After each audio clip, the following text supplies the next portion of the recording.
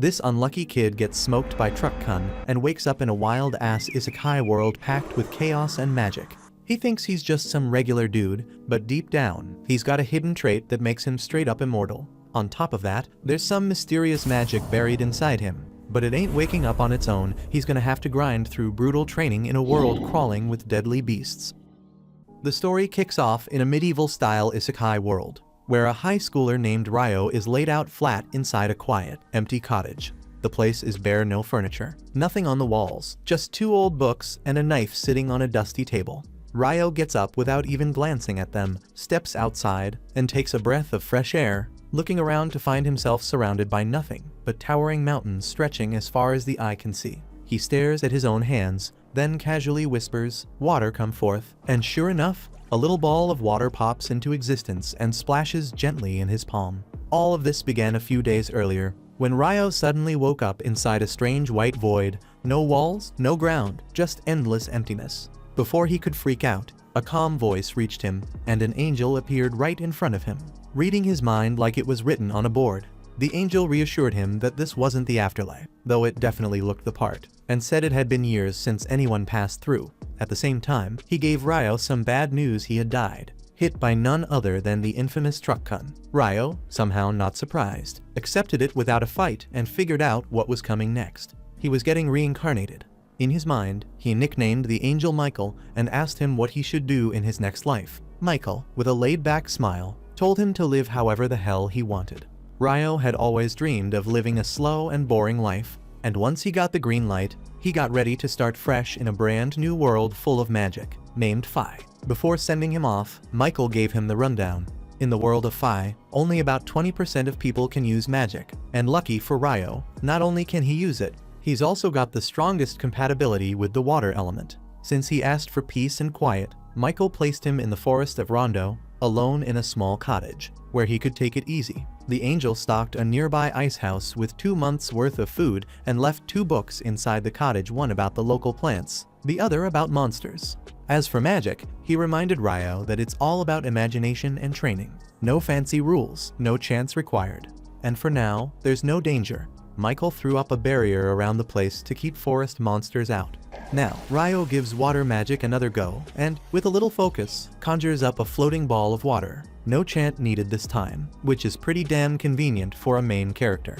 Ryo uses his magic to fill the bathtub with water. Though to be honest, the idea that it came from somewhere inside him feels kinda gross if you think about it too much.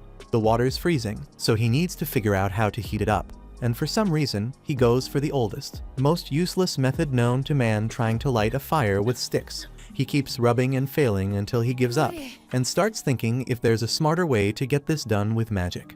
Pulling from his old chemistry lessons, he separates hydrogen from oxygen, which ends up freezing the water instead, turning it into solid ice. Now, with a chunk of ice in hand, he decides to try something different. He uses it like a magnifying glass, focusing the sunlight through it. And to his surprise, it actually works. He gets fire. With the fire going, Ryo heats the water and sinks in like he's been waiting his whole damn life for this moment.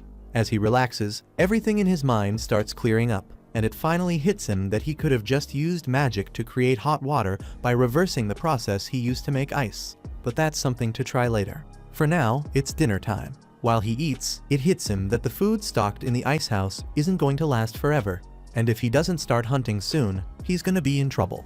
The thought of going into the forest makes him pause though, because he knows monsters are out there, and he sure as hell won't survive with that tiny knife Michael left him, which means it's time to figure out how to fight with magic. The next morning, he starts working on his first offensive spell, water ball, but when he fires it at a tree, it doesn't do a damn thing. So he tweaks the shape, tightening it into something like a sharp arrow, and after hours of trying, he finally manages to form a basic water jet. It's a cool step forward, but even that still doesn't leave a mark on the tree. The day after, he switches over to ice magic, hoping it'll hit harder. He carefully forms a crystal but struggles to lift it, because ice just doesn't move like water. Still, after a long day of grinding, he finally manages to summon multiple crystals and get them hovering in place, but he's still not able to launch them at the target. After a bunch of messy attempts and frustrating fails, he finally gets to a point where he can summon ice crystals in a flash. Trouble is, he still can't launch them with enough power to use in a real fight. But time's not on his side, so he figures he'll make do.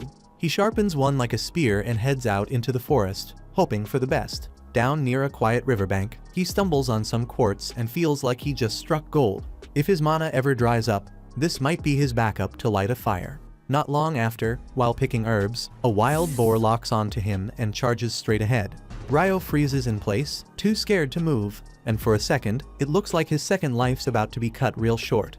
But that gut-deep fear of dying again kicks in, and he dives out of the way just in time. Thinking quick, he turns the ground to ice. The boar slips hard, and right then he throws up a few sharp icicles. One solid hit and the thing goes down. Not bad, though it's clear he's still got a long road ahead. Later, back at the cabin, he checks out the monster compendium. Turns out that boar he took down was a total weakling, barely ranked as a threat. That hits him kinda hard, but he keeps flipping through the pages. If the easy monsters in this world nearly kill him, what the hell happens when the real ones show up? And then comes the dragon entry. The book straight up says if you ever see one, just run. It won't help, but run anyway. Then he flips to the page on Akuma. Turns out it's even more terrifying. It says you don't need to run, you just need to pray you never see one. Real encouraging stuff. The book's doing a crap job at making him feel prepared, but he keeps reading, and despite everything that happened, he doesn't back down. The next morning, Ryo heads out again, ready for whatever the day throws at him. Things start off decent. He finds a fruit tree and takes a bite, and damn, it's good enough to make him forget all the stress from yesterday. But that piece doesn't last. Out of nowhere, an assassin hawk dives at him and knocks him flat. He instantly knows he's outmatched. The bird's packing invisible air magic, so dodging or blocking is a total joke. He remembers something from the monster book and makes a run for it.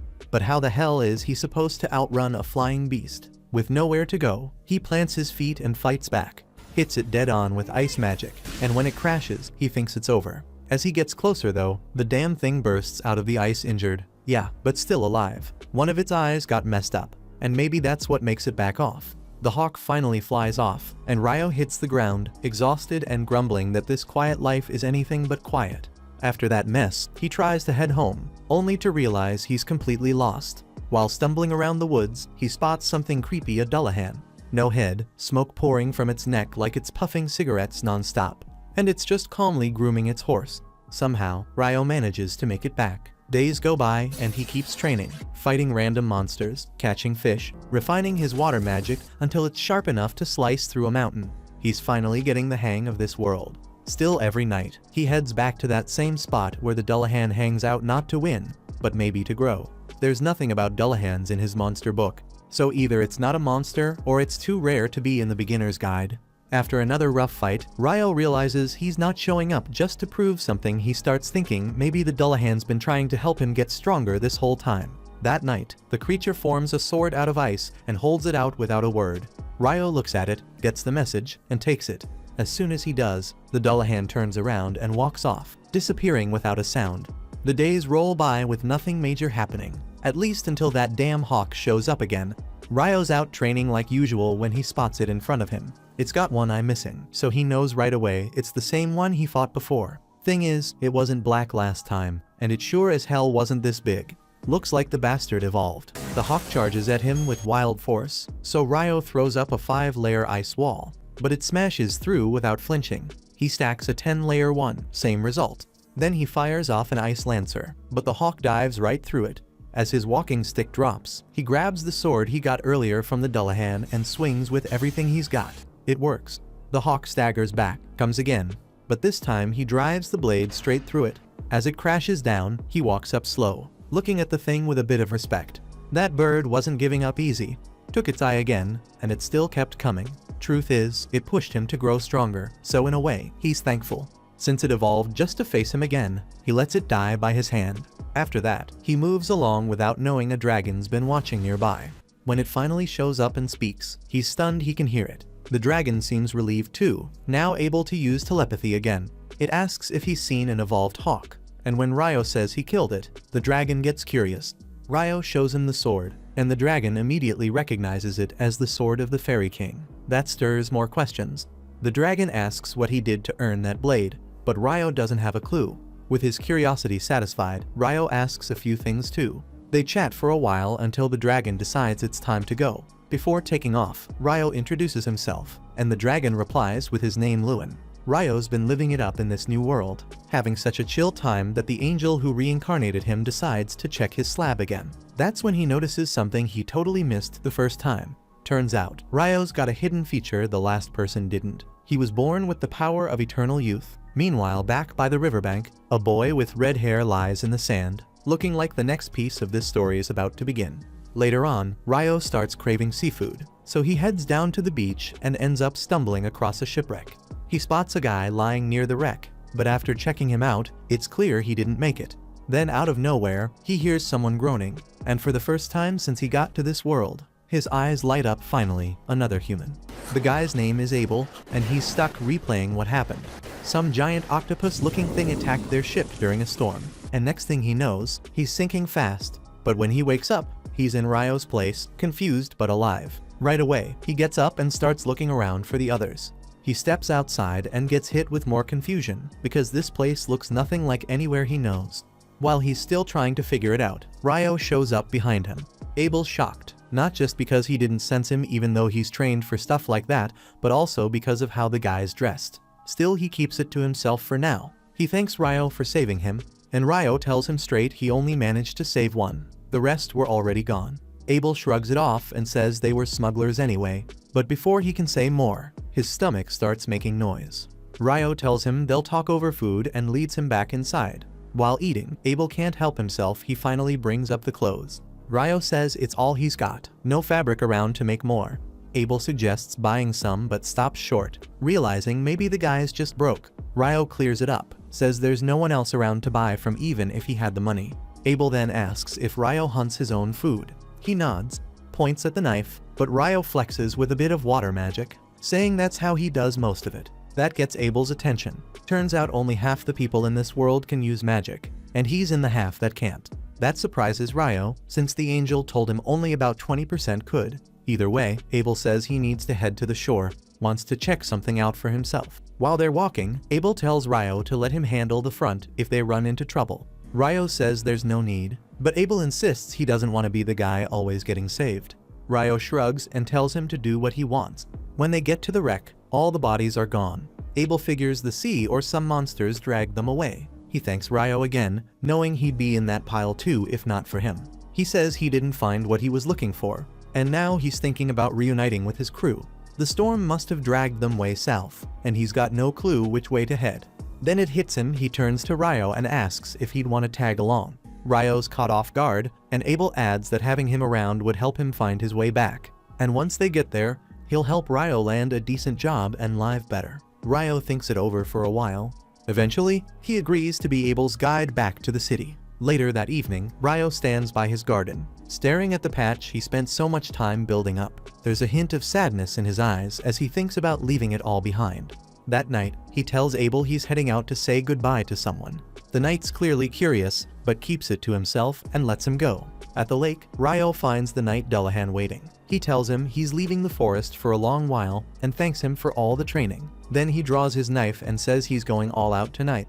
The knight draws his sword in return, and the fight kicks off. Ryo rushes in with everything he's got, pushing hard, forcing Dullahan on defense. It's a brutal back and forth, and by the end, Ryo's running on fumes. The knight returns to the water silently, but just as he reaches the lake, he turns around and pulls a magical armor suit from beneath the surface, offering it to Ryo as a parting gift. Ryo gets all emotional, thanks him again, and heads back. By morning, both Ryo and Abel are ready to hit the road. As they take off, Ryo glances back at the forest he called home, and a wave of nostalgia hits him hard. Not long after, they run into a wild boar in the woods, and Abel tells Ryo to let him take care of it. He charges straight at the thing, sword out, then pulls off some slick combat move that turns the poor boar into a meat donut. Ryo's standing there impressed, asking what the hell that was. Abel tells him it's called a combat skill, something folks who fight with weapons rely on. They crash for the night inside a hollow tree, then get moving again the next morning. While trekking through the woods, they spot some lizardmen hanging around a swamp. Abel doesn't want to mess with them, says they're pretty damn strong, so they switch up the route. But Ryo can feel something off. Those lizard freaks are tailing them. Abel preps for a fight, but Ryo steps in, saying there's too many, and he's gonna use magic. Abel figures Ryo can't do much without a staff, but then his jaw nearly hits the ground when Ryo fires off 4 icicle lances like it's nothing, wiping out a chunk of the enemy. Once it's all over, Abel asks what kind of spell that even was. Ryo says it's just the regular icicle lance. Abel shakes his head, saying his wind mage buddies can only toss out one spell at a time, but this guy fired 4 in a blink. Ryo just shrugs it off, says maybe that's a wind magic issue, cause water magic works different. Abel figures there's no point thinking too hard about it and says they better keep moving. But first, Ryo makes 2 ice cups and fills them with fresh water. Abel picks up on a different chant this time, and Ryo plays it off, saying he probably heard it wrong before. They keep going, and somewhere along the way, Abel tosses Ryo a coin. Ryo lights up, saying it's the first time he's ever seen money. Abel's stunned, he thought the kid was broke. But this is next level. He starts giving Ryo a little rundown on the 3 big countries in the central provinces. There's the Kingdom of Knightly, the Debuhi Empire, and the Handelu Federation. Ryo can't help but clown on the name Debuhi, saying it sounds dumb as hell. He keeps going on about how goofy it sounds, talking trash the whole time, until they finally reach a wide clearing. Out of nowhere, they spot a rock shift on its own, and Abel reacts fast, slicing it clean in half. Ryo throws up a water shield just in time to block a wave of flying stones. And that's when Abel realizes they walked right into a damn nest of rock golems. Ryo's confused for a second, thinking golems were supposed to look more human. But Abel ain't got time to explain. He charges at the closest one and blasts a hole straight through it. The thing doesn't even flinch though, patches itself right back up and keeps swinging. Abel backs off, saying their attacks aren't doing much. But Ryo's already cooking up a new plan. He forms this giant chunk of ice in the air and slams it right down on the golems, crushing them flat. Abel can't believe what he's seeing, says he's never even heard of a spell like that. Ryo shrugs and drops a couple more ice blocks till the rest of the golems are done for. After the dust settles, they find one golem still kicking. It's got a big shiny magic stone inside. Abel says that thing's worth a fortune. Ryo wants to dig out the rest from the others too, but they're all buried under ice and he ain't about to melt through it all. Either he's too lazy or he's just not in the mood. They keep walking till they stumble on this massive beast. Looks like a weird mix between a croc and a hippo. Abel calls it a behemoth, says it's one of those rare monsters you only hear about. Ryo's ready to go after it, but Abel shuts that down real quick, says taking on a behemoth is suicide. Right then, a pack of wyverns swoop in, and Ryo gets all fired up thinking they're about to watch some monster versus monster action. The wyverns start hurling magic-charged rocks at the behemoth, but the damn thing lets out a roar so strong it cancels their spells and knocks them straight out of the sky. Ryo figures it used some kind of magic cancel move. Later that night while eating, Abel brings it up again, says he's only ever heard of magic getting cancelled inside certain dungeon traps.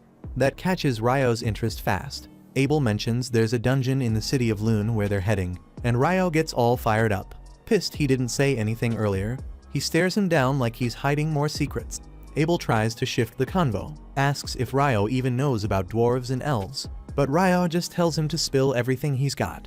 A few days roll by, and they finally reach a mountain range. Ryo says they'll probably hit some kind of human settlement once they make it past the mountains. Abel glances at him, wondering how the hell he knows that.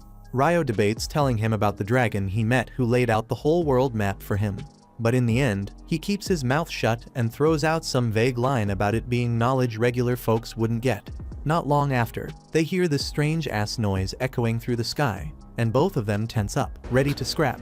That is, until a massive griffin swoops down from the clouds. The second they lay eyes on it, both of them damn near panic. Abel starts spiraling into a full-blown breakdown. But Ryo thinks fast and hurls a slab of meat into the air. Abel copies him without even thinking, and the griffin scoops up both chunks before soaring off like nothing happened. Once it's gone, they let out a shaky breath, both knowing that if it had decided to attack, they wouldn't have lasted a second. As they keep moving, Abel brings up how no one's seen creatures like behemoths or griffins for over a century. He figures the tall mountain range must have kept them away from human territory all this time. That sparks something in Ryo's memory. The wyverns they saw earlier had flown in from the north, meaning their nests gotta be close. Turns out he's right again. They stumble across a group of wyverns feasting on some poor beast. Ryo's ready to throw hands, but Abel tells him those things usually take a whole squad of at least 20 pros to take down. Ryo says they won't always be able to avoid a fight and asks if things would be easier if the wyverns couldn't fly.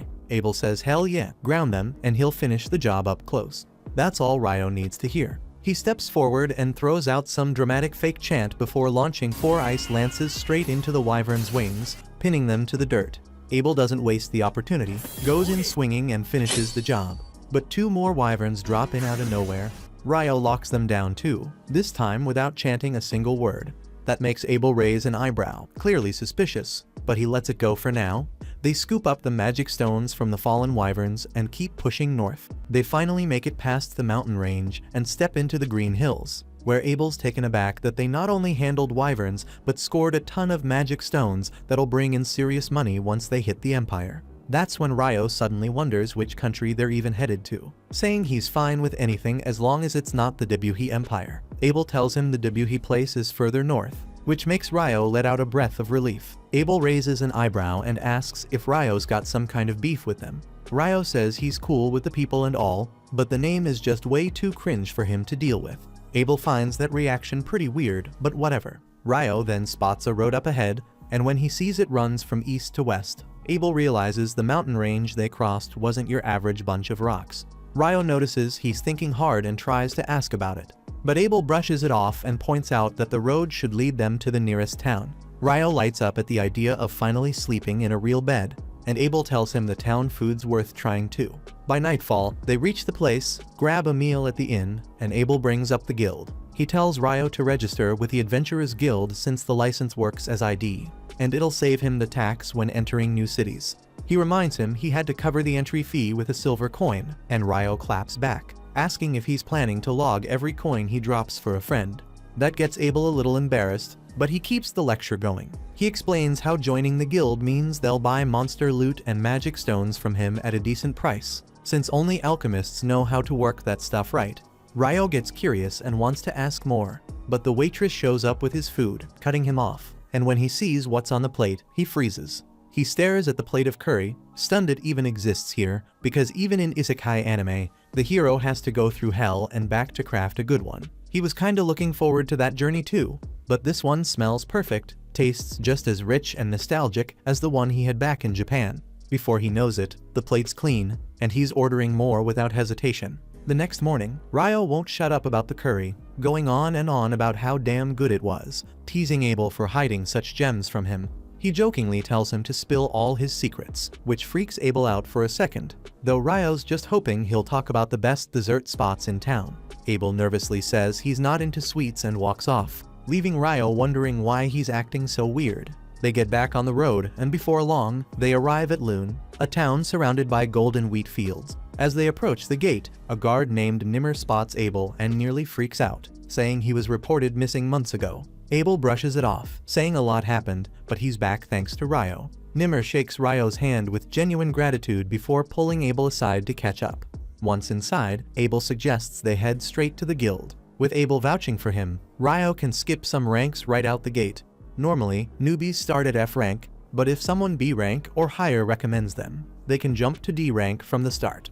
Ryo nods, clearly interested. At the guild, the moment Abel steps in, the whole place lights up. Everyone rushes over like he's some kind of damn hero. Ryo's happy for him, seeing how loved he is, so he steps out for a breather, figuring Abel deserves this moment. While wandering outside, Ryo suddenly bumps into an elf girl. He's drawn in by her sharp ears and pretty face, but she's eyeing him just as much, focused on his outfit. She recognizes the coat he's wearing, saying it belongs to the Fairy King, and assumes the king must think highly of Ryo to gift him something like that. He has no clue what she's talking about, but before he can ask, she says she's in a rush and hopes they meet again, then disappears down the street. Ryo stands there frozen, trying to make sense of what the hell just happened. When Abel steps out to get him, he drags him back inside and proudly introduces him as the guy who saved his life. The others start thanking Ryo left and right, and for once, he doesn't mind being the center of attention. Right after that, Abel brings Ryo to the front desk and tells the receptionist to register him as a D-rank adventurer under his recommendation.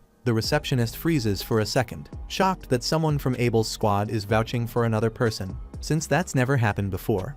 Abel says Ryo's not your average guy, and this one's different. The receptionist explains that even with a recommendation, Ryo still needs to prove his strength before getting the rank. Abel nods and says he'll talk to the guildmaster about that directly. They're asked to wait, and a moment later, the door slams open and the guildmaster Hugh storms in all dramatic, completely fired up the second he hears Abel's back.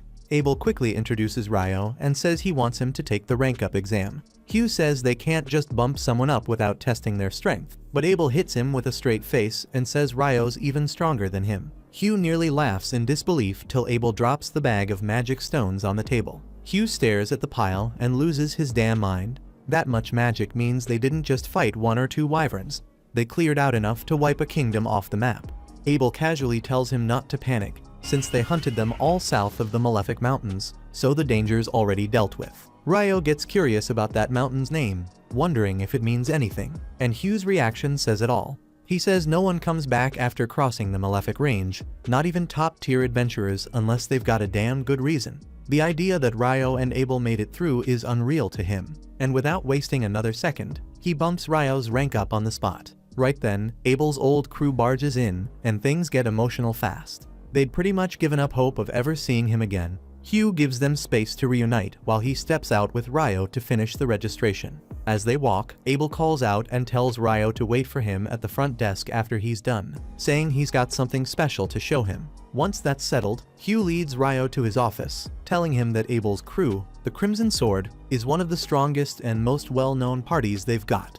Ryo's not shocked or anything, but he's kinda wondering if jumping straight to D rank is really fair. Hugh gets it, but says he's known Abel long enough to know that no way in hell could he solo a wyvern, which means Ryo clearly helped in that fight, and that alone earns him the rank. Right then, the receptionist shows up with everything needed to start the formal registration, and Hugh dips out, grumbling about the stack of paperwork on his desk. The receptionist, Nina, greets Ryo with a smile and starts walking him through the basics. She says that for the first 300 days, he can crash at the guild lodgings, but after that, he's got to figure out a new place to stay. Then she tells him there's a dungeon exploration course the guild runs for newbies, and Ryo doesn't even hesitate, signs up right away. She tells him to show up at the meeting hall 2 days later at 9 in the morning. That part catches him off guard, and he blurts out that they actually use clocks here. Nina just smiles and moves on to the real deal. She points to the crystal device in front of him and tells him to press his hand on it. Ryo follows her lead, and the crystal lights up, scanning his biometrics and transferring it to the metal plate on top. That little slab becomes his official guild card. Nina hands it to him and congratulates him on becoming a full-fledged member. Then they step out of the office.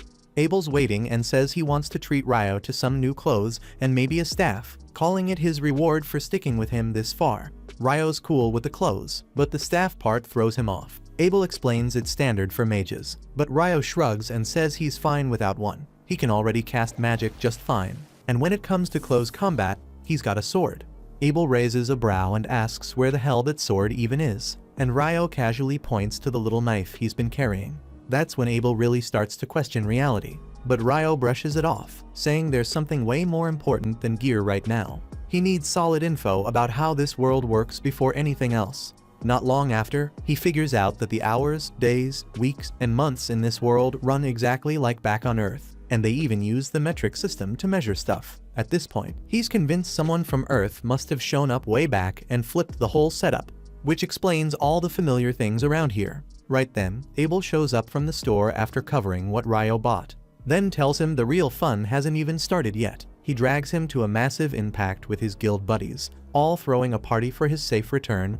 They go hard all night, and by morning, Nina's gotta pull Ryo out to show him where he'll be staying.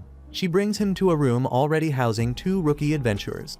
The brown-haired guy calls himself Nils, and the blonde one's Ito. They welcome him in, and once Nina bounces, Nils starts going on about how into her he is. Ito tells him to quit dreaming about girls way out of his league, then shifts the convo to ask Ryo about the guild lodgings. Before long, Nina swings back in with another new recruit tagging behind. The kid nervously says his name's Ammon.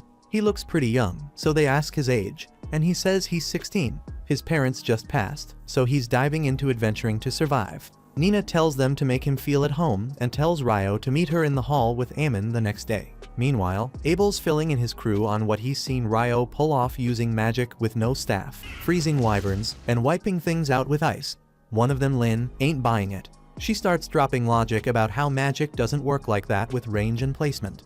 But Abel swears that's exactly how it went down. He even brings up how Ryo took out rock golems using blocks of ice, which Lynn flat out says should be impossible. Then Rihia, another teammate, chimes in, saying there's only one person who ever showed that kind of power, the Inferno Magician. But that name's mostly a bunch of rumors since no one alive saw them in action. Some of them start getting nervous, wondering if Ryo's that strong. What if he flips sides or backs the Empire? Abel shuts that down quick, saying there's no way, since Ryo straight up hates the name Debuhi Empire too much to ever support it. Back in the room, Ryo's cracking jokes with his new crew, thinking how wild life's gotten, but it honestly feels good. A couple days later, Ryo and Ammon finally finish their dungeon speedrun bootcamp for newbies, and their instructor announces they'll hit up the dungeon's first floor this afternoon. Ammon is already panicking at the thought of his first real dungeon run, but Ryo tells him to chill the hell out, because if he stays tense like this, he'll just tire himself out before they even step inside. The instructor then turns to the group, asking if anyone still needs something clarified, and Ryo immediately asks whether adventurers can warp directly to floors they've cleared before. The instructor is clearly surprised by the question since normally only seasoned dungeon crawlers would know to ask about that. He goes on to explain that while some dungeons down south have built-in warp points between checkpoints, sadly Loon's dungeon isn't one of those fancy places with special perks.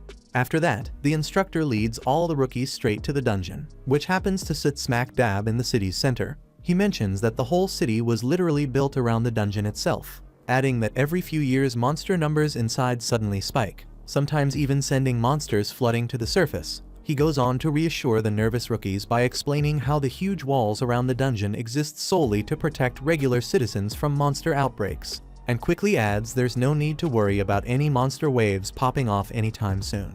Not much later, the group reaches the beginner-friendly first floor of the dungeon, which luckily doesn't hold any seriously nasty creatures. The instructor gives them the okay to explore freely, but makes sure they stay near the entrance. Ryo immediately teams up with Ammon, and moments later he senses something coming their way. He tells Ammon to get ready to attack while he takes care of pinning down whatever approaches, and Ammon nervously draws his sword. Soon enough, a monster ant pops into view, and Ryo instantly recognizes it as a soldier ant from the guidebook he's been studying. He instructs Ammon to target its neck while he traps it firmly using ice spears. Ryo perfectly pins the monster flat against the ground, allowing Ammon to slice cleanly through its neck, earning himself his first ever kill. Ammon goes crazy excited over this success, and Ryo quickly retrieves the ant's magic stone as a trophy marking their first official victory. That evening, they have dinner alongside their roommates who insist on throwing a mini celebration for their successful first dungeon run.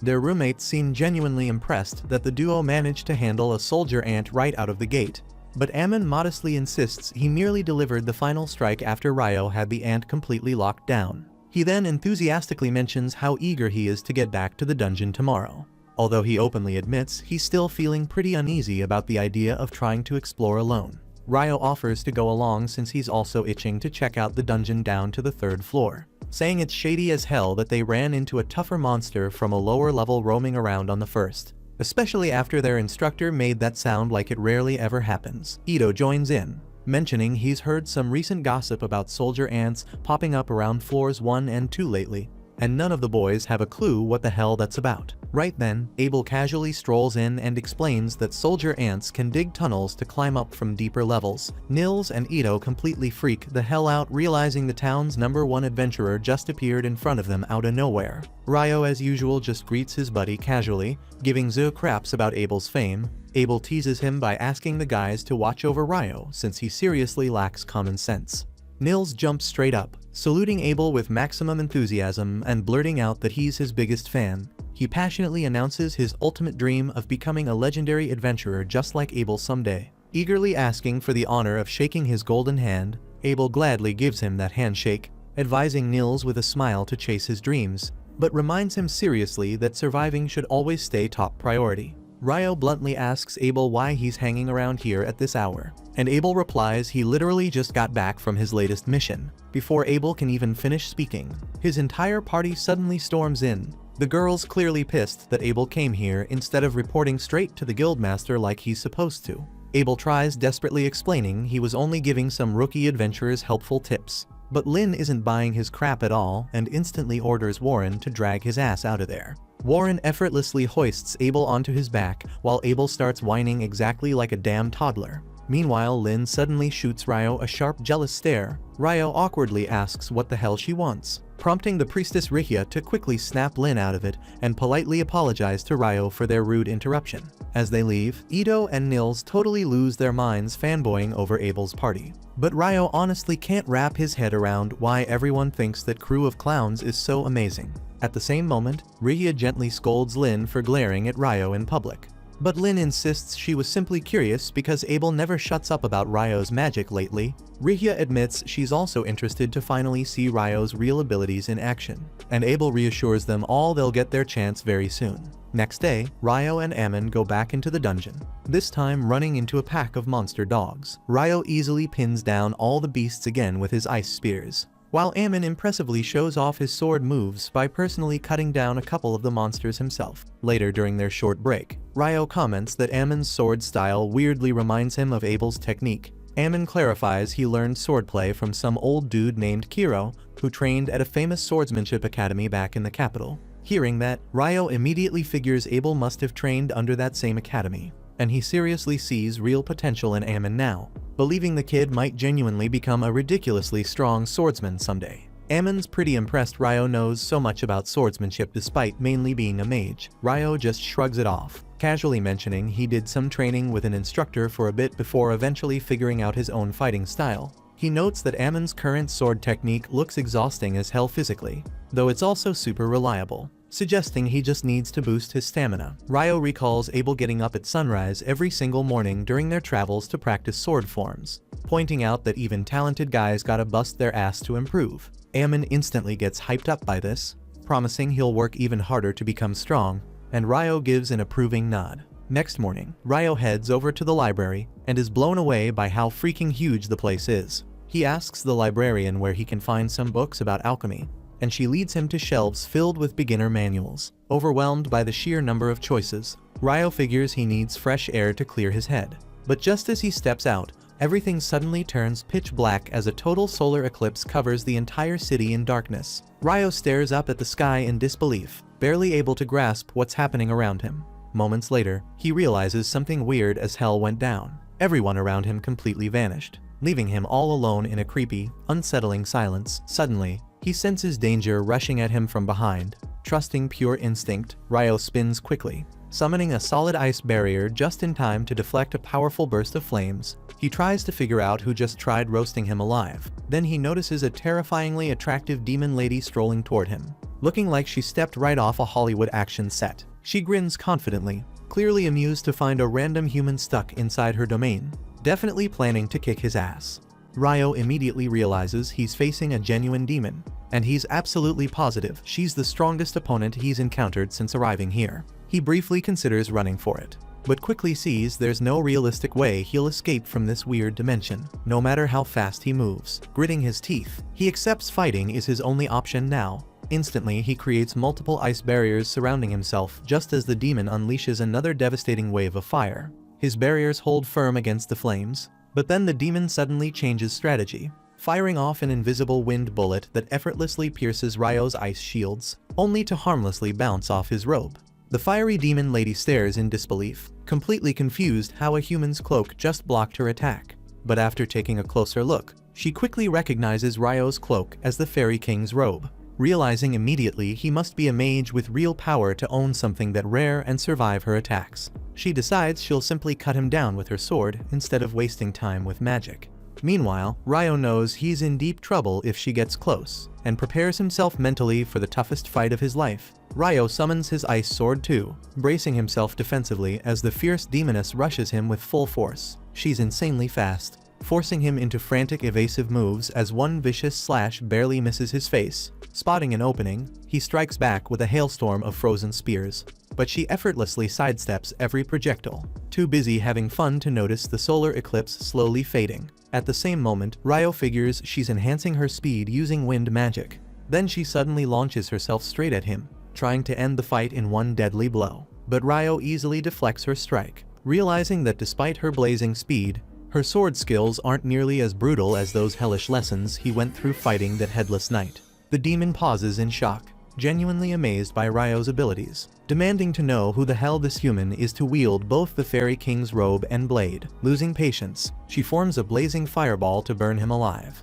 but Ryo instantly cancels it out with a timely ice spear. That totally enraged her. The demoness quickly decides she has to take him out fast, realizing Ryo will become a major pain if she drags this fight out too long. She goes into a fierce offensive mode, but Ryo stays calm, smoothly parrying every aggressive strike. Spotting a brief gap, he counters sharply, knocking the demon completely off balance. Immediately seizing this chance, he unleashes a devastating wave of sharpened ice spikes, aiming to finish her. She quickly shields herself with blistering flames, melting away his attack before it hits her.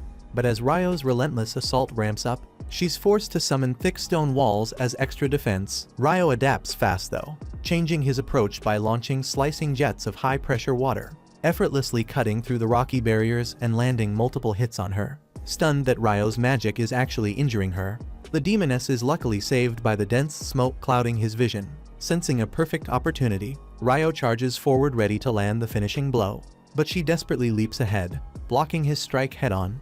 Their swords clash violently midair, but Ryo's momentarily distracted when he sees the demoness's injuries rapidly regenerating in front of him. She instantly takes advantage of this brief hesitation to land a powerful hit, smashing him into a nearby building. Preparing to end him for good, she suddenly feels tiny water droplets falling on her skin. Confused, she glances upward just in time to see a scalding raindrop landing on her face, hotter than freaking boiling water. She shrieks in pure agony, immediately covering herself inside a protective stone cocoon, desperately waiting for the burning rainfall to stop. Meanwhile, Ryo slowly gets back on his feet, calmly touching down again, already prepared to unleash his next move.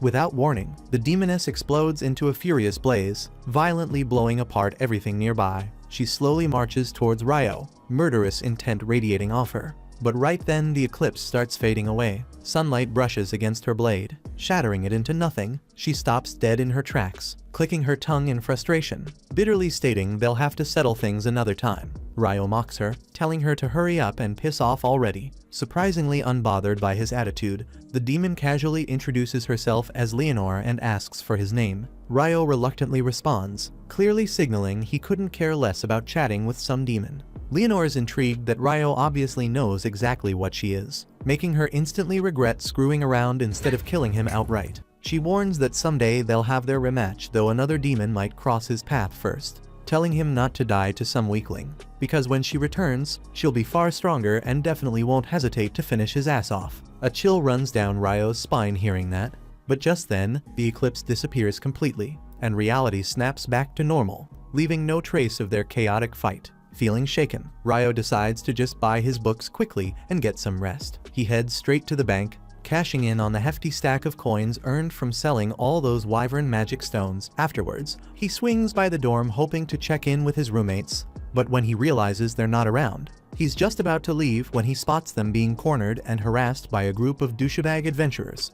Nils and Ito curse at the group's leader, a big jerk named Dan, for cowardly ambushing them while they're still injured. But Dan sneers back that monsters won't show them any pity either when they inevitably die in the dungeon. Suddenly, Dan's cronies drop unconscious as Ryo quietly knocks them out from behind, calmly telling Dan he's absolutely right, but maybe he should take his own advice sometime. He casually taunts Dan, asking if he's planning to run now that his buddies are out cold. Enraged, Dan recklessly charges Ryo, but he effortlessly sidesteps him, smashing his sword handle directly into Dan's gut, forcing the bully to puke out what's left of his breakfast. Ryo immediately shifts his attention to healing his injured friends, lightly scolding them about needing to toughen up so no weak-ass punks can catch them off guard again. But he decides that right now they all deserve a proper break. Together they hit up the public baths, where Ito, their resident priest, heals the nasty wound left by Leonore's wind bullet. As everyone sits soaking comfortably in the hot water, curiosity finally gets the best of them, and they start bombarding Ryo with questions about who the hell could actually injure someone as strong as him. Ryo briefly considers mentioning the demon, but quickly dismisses the idea, deciding relaxation is their priority right now. Everything else can wait. Thanks for watching. Please hit like and subscribe, it makes all the difference.